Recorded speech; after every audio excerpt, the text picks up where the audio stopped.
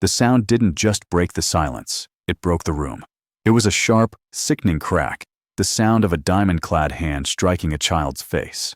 In the center of the $80 million Silverwood mansion, time fractured. Elena Vance, the billionaire's fiancée, stood breathing heavily. Her hand was still raised, her 5-carat engagement ring catching the light, a glittering weapon that had just made contact with soft, innocent skin. Below her, 7-year-old Maya trembled. A single tear tracked through the red mark blooming on her cheek. Around them, the elite froze. Board members, socialites, and security guards stared in paralyzed horror. They watched the father. Elias Thorne stood 10 feet away. He was holding a microfiber cleaning cloth. He was the help, the invisible man hired to ensure the glass was clear enough for the rich to see their own reflections. But the stakes in this room were lethal. One raised voice, one step forward, and Elias wouldn't just lose his job, he would lose custody of his daughter to a system that had been waiting for an excuse to crush him. The room expected the script to play out, as it always did. They expected him to beg. They expected him to grab his child and apologize for her existence. They expected him to shrink, but they were looking at the wrong things. They didn't see Elias's hand open, the cloth drifting to the floor not in fear, but discarded like a hindrance. They didn't notice the shift in his stance, not the slump of a servant, but the kinetic loading of a coiled spring. They didn't see the eyes. Elias didn't look at the crowd, he looked at Elena. And in that gaze, there was no fear. There was only the cold, calculated assessment of a combat engineer identifying a structural weakness that needed to be demolished. You are watching the exact moment a billionaire realized he had invited a wolf into his home to wipe his windows. They thought they had hired a janitor. They didn't know they were standing in the room with a man who knew how to bring the whole house down with a single whisper. But to understand why this moment was the end of an empire, you have to understand that the crack didn't start with the slap. The fracture had begun days earlier. Part 2. The Weight of the Gate. The iron gates of the Silverwood estate didn't just open, they screamed. It was a Tuesday morning in late October. The gates were 20 feet high, wrought iron twisted into lions and vines. As the gears ground them open, they emitted a high-pitched metallic protest that echoed across the 5-acre property. Elias Thorne stood at the threshold. He wore a canvas utility jacket that had seen better decades. On his shoulder rested a duffel bag containing everything he and his daughter owned. But the heaviest weight wasn't the bag. It was the small, warm hand clutching his left index finger. Maya was pressing herself against his leg, clutching Barnaby, a teddy bear missing an eye. She looked up at the winding driveway leading to the massive structure on the hill. "It looks like a castle, Daddy," she whispered, "but the scary kind." Elias looked down. He didn't see a castle. He saw geometry. He saw a retaining wall listing 3 degrees to the left. "It's just a house, Maya," Elias said, his voice a low, resonant rumble that settled the tremors in her chest. "Just bricks, glass, and steel. Same stuff as our apartment, just arranged differently." "It's big," she said. Elias knelt, ignoring the damp gravel soaking his work pants. He took her face in his large, calloused hands. "Eyes up, Maya," he commanded softly. "We don't walk with our heads down. Not here. Not anywhere. You are not small just because the roof is high. Do you understand?" Maya nodded. Eyes up. Structural integrity. Elias smiled. "That's my engineer. Come on." Elias Thorne was a man built of straight lines and hard truths. 10 years in the Army Corps of Engineers had taught him that the world was held together by tension and compression. He had built bridges under fire. He knew exactly how much pressure a beam could take before it snapped. When his wife died, Elias traded his blueprints for a mop. The military couldn't offer him the ability to be home every night to read a bedtime story. So he became a ghost in the machine of the wealthy, cleaning their messes so he could build a safe haven for his daughter. They reached the top of the driveway. The Vane mansion was a monolith of brutalist concrete and glass jutting over the valley. Elias pressed the intercom. "Service entrance around back," a digitized voice clipped. Agency Contract Clause 1, Elias spoke into the speaker. Initial intake must be conducted at the primary point of entry. Open the door. A long silence. Then, with a pneumatic hiss, the front door is unlocked. Part 3. The Predator in Silk. The air inside the foyer was sterile, smelling of ozone and white lilies. Standing in the center, beneath a chandelier that looked like a frozen explosion, was Elena Vance. She didn't turn immediately. She finished a text, sighed performatively, and pivoted.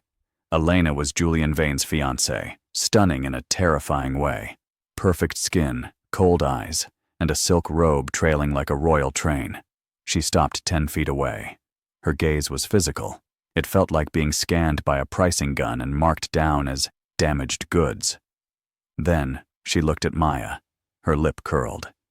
The agency said they were sending a domestic operations manager, Elena said, her voice sharp as a scalpel.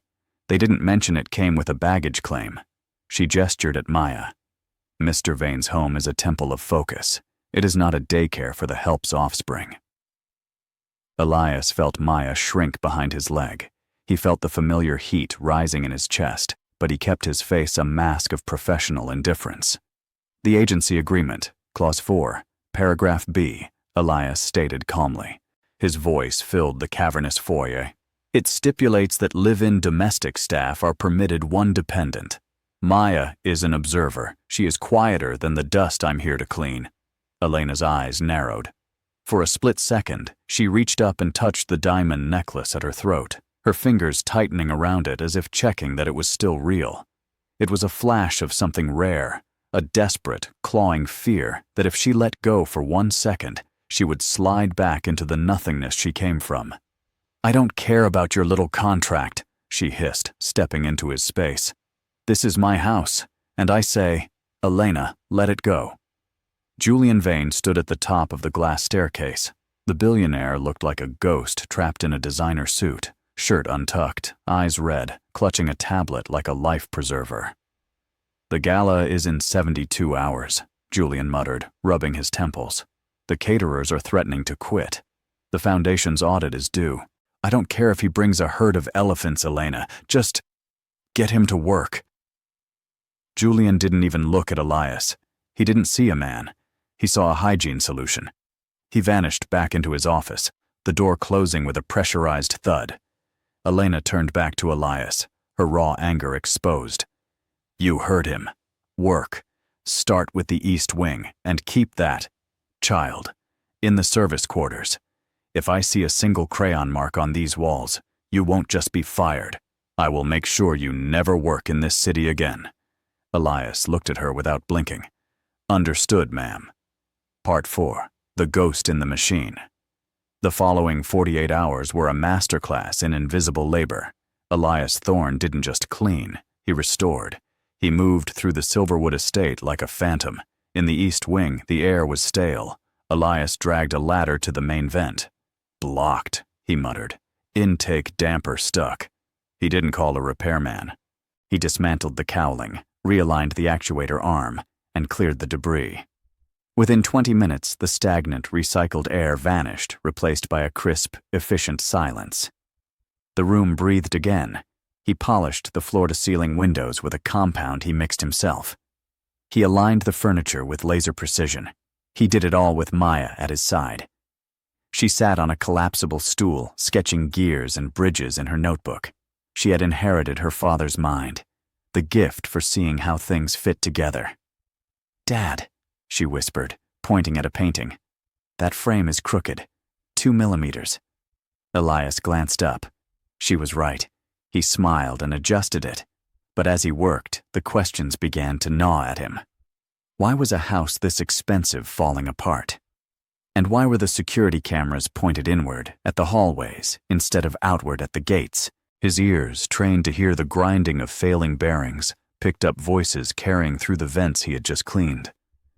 He was in the guest bathroom when he heard Elena's voice from the library. I don't care about the timeline, she whispered. Elias paused, his cloth frozen against the brass. Yes, the transfer codes are being updated. By the night of the gala, the Foundation's secondary accounts will be redirected. Julian is a mess. He's popping anxiety meds like candy. A pause. Then, a line that dripped with genuine venom. He thinks this house makes him a king, but without his money, he's just a scared little boy in a glass box. Was he cleaning a home, or was he cleaning a crime scene? Elias stood perfectly still. His heart rate dropped. This was the physiological response of a soldier entering a kill zone. It was the sound of a parasite preparing to kill its host. Later that afternoon, Elias made his move. He wasn't supposed to be in the server room. He swiped his keycard. Red flash. Access denied. Elias knelt. He didn't pick the lock. He bypassed the magnetic sensor with a shim. The door popped open in 4 seconds. He slipped inside the blue-lit room. He walked to the main rack. There it was. Plugged into the firewall terminal was a small USB dongle. To a layman, a Wi-Fi adapter. To a combat engineer, a hardware keylogger. Physical bypass, he whispered. Someone had installed a back door into the billionaire's financial brain. Elias didn't pull it. They would know. Instead, he plugged in his own high-capacity drive. He didn't hack the system. He simply mirrored the traffic log from the keylogger onto his drive. Download complete. He slipped out, locking the door behind him. He had the ammunition. Now, he just needed the war. Part 5. The setup. The tension broke on the morning of the gala. The estate was a staging ground. Florists, security teams, and event planners swarmed the halls. Elena was frantic, barking orders, her timeline closing in. Elias was in the grand library, 20 feet up on a rolling ladder, dusting the crown molding. Maya was below, curled in a velvet chair reading Advanced Theoretical Physics. The door slammed open. Elena marched in, flushed with a dark, ugly rage. "Where is it?" she screamed. The room went silent. Elena marched toward Maya. "Where is it, you little rat?" Maya looked up, terrified. I don't know, ma'am. Don't lie to me." Elena lunged. She grabbed Maya's small backpack and upended it.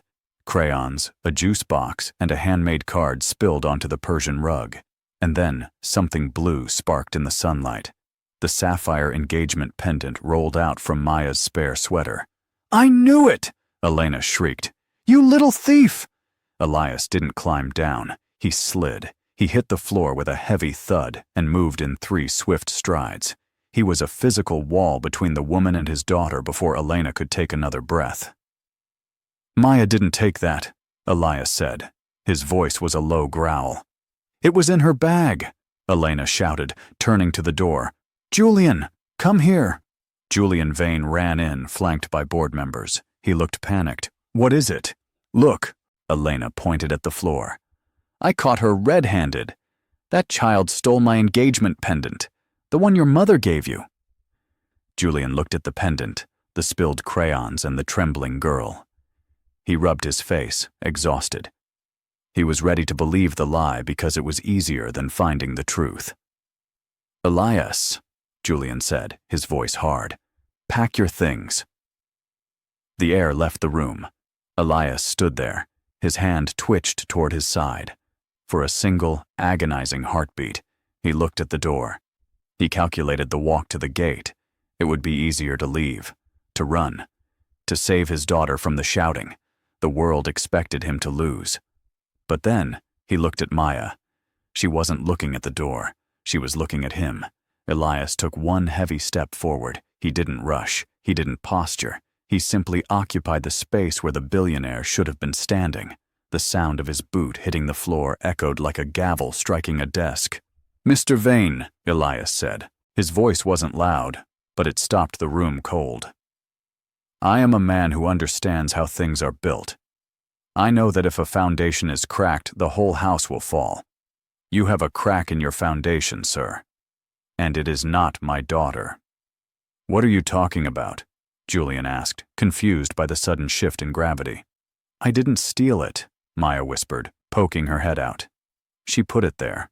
I saw her hand." "You expect us to believe a child?" Elena laughed, harsh and jagged. Elias reached into his pocket. The security guard stepped forward. Elias pulled out a small silver flash drive. I don't expect you to believe a child, Mr. Vane. I expect you to believe your own security system, the one you thought was encrypted.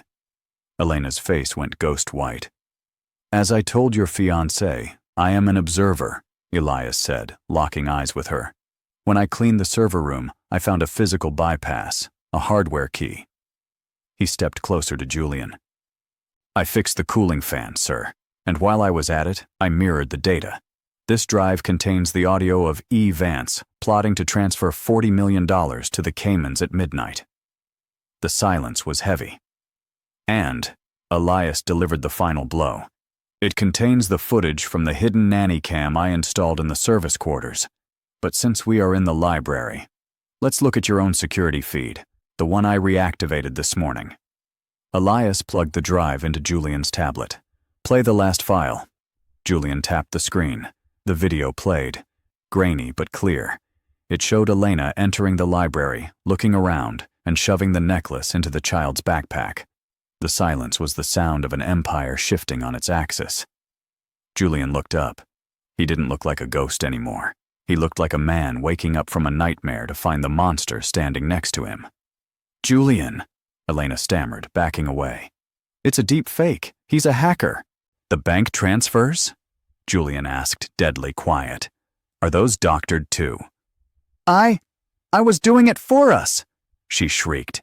Get out, Julian said. But the Gala. I said get out, Julian roared. The police are already on their way. If you are still here in 5 minutes, the charges will include attempted grand larceny and child endangerment. Elena didn't scream. She looked at Julian's wall. She looked at Elias, the man she treated like dirt, and saw a strength she couldn't buy. She fled, her heels clicking on the marble until the front door slammed. Part 6. The Rebuild. Julian sank into the velvet chair. He put his head in his hands. The board members quietly exited. I was so busy looking at the numbers, Julian whispered. I didn't see the snake right next to me. I've been a fool. Elias walked over. He didn't offer hollow comfort. He knelt and began picking up the scattered crayons. Most people only see the surface, Mr. Vane, Elias said gently. They see the paint, not the structure. But the structure is what keeps you safe when the storm hits. Julian watched the black father holding his daughter's hand. He saw the dignity in Elias's posture. You're an engineer, Julian said, noticing the calluses on Elias's hands. The agency file said domestic service, but you dismantled a corporate espionage plot with a flash drive and a cleaning cloth. I'm a father, Mr. Vane, Elias said.